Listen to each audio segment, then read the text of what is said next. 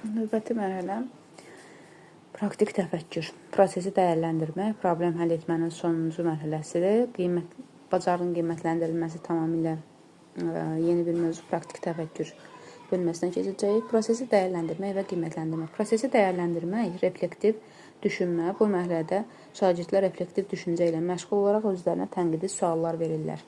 Həllə uyğunluğa, əldə edilmiş nəticələrin nə dərəcədə ağlabatan olduğunu, seçilmiş strategiyanın problemə uyğunluğunu dəyərləndirirlər.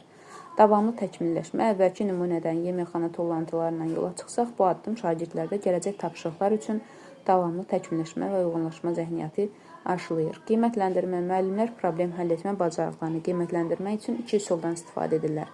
Summativ qiymətləndirmə, öyrənmə dövrünün sonunda şagirdlərin yekun təqdimatlarının, hesabatlarının və ya birgə tövbələrinin qiymətləndirilməsini əhatə edir. Formativ qiymətləndirmə davamlı öyrənmədə mühüm rol oynayır və dərslərə mükəmməl inteqrasiya oluna bilər. Müəllimlər proses əsnasında əks əlaqə, rəy qurmaqla müntəzəm yoxlamalar, yoldaş rəyləndirilməsi, qısa testlərdən istifadə etməklə şagirdlərin öz yanaşmalarını təkmilləşdirməsinə kömək edirlər. Praktiki təfəkkür nədir? İnsanın gündəlik həyatda qarşılaşdığı real situasiyaları anlamaq, vəziyyətə uyğunlaşmaq, problemin ən məqsədə uyğun həll yolunu seçmək qabiliyyətidir. Praktiki təfəkkür üçün əsas faktor uyğunlaşma, dəyişdirmə, mühitə təsir etmə bacarığıdır. Yəni, şagird yalnız qaydanı bilmir. Onu harada, necə tətbiq etməli olduğunu da yaxşı anlayır. Praktiki təfəkkür nəzəriyyəni həyati bacarığa çevirməkdir.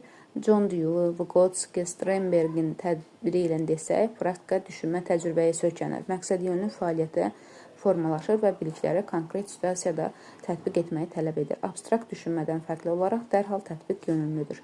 Praktik təfəkkürü formalaşdıran əsas yanaşmalar, real həyat probleminə əsaslanan tapşırıqlar, şagird abstrakt biliklə deyil, konkret situasiya ilə üzləşir. Nəticə yönümlü fəaliyyət, tapşırıq yalnız cavabla yox, istifadə olunan plan nəticə ilə tamamlamaq olar, plan, sxem, tövsiyə, model tələb edir. Şagird ideal şəraitdə yox, vaxt, resurs və büdcə kimi real məhdudiyyətlər daxilində qərar verməyi öyrənir. Birdən çox mümkün yol daxilindən ən məqsədə uyğun olanı seçir və səbəbini izah edir. Praktik təfəkkürə aid tapşırıqlar. Bu bacarığı yoxlamaq üçün maraqlı real həyat tapşırıqları sıralanır. Məktəbdə kitabxanadan az istifadə olunur. Siniflər üçün qısa maarifləndirici fəaliyyətlər planı hazırla. Sinif ekskursiyaları üçün 120 manat büdcə var. Nəqliyyat və qidalanmanı nəzərə alaraq elə plan hazırla ki, ekskursiyaya bütün şagirdlər gedə bilsin.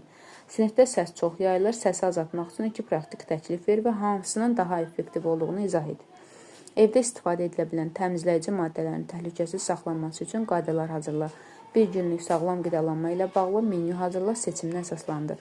Tarixdə baş vermiş bir səhvdən çıxış edərək, müasir dövrdə eyni səhvin təkrarlanmaması üçün 3 tövsiyə hazırla. Yaşadığın ərazidə su qıtlığı problemi var, bununla bağlı qısa fəaliyyət planı hazırla.